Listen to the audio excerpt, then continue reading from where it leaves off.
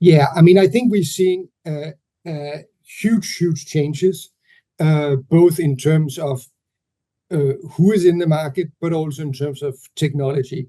There's a lot of changes on technology in terms of finally things are digitizing, finally things are virtualizing, things that drives the need for orchestration. This is what Kratos does. So we will position in that area. But I also think that there's another thing that's happening, which is really interesting, that satellite is now becoming part of the 3GPP standard, which is a standard driving mobile networks or terrestrial networks.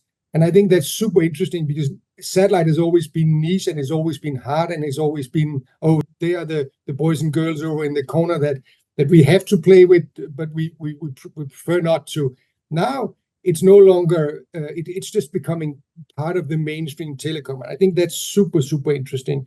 So there's a software, so the ground is being virtualized and the satellites are being virtualized. So the whole thing is becoming much more like a terrestrial telecom network just happening in space.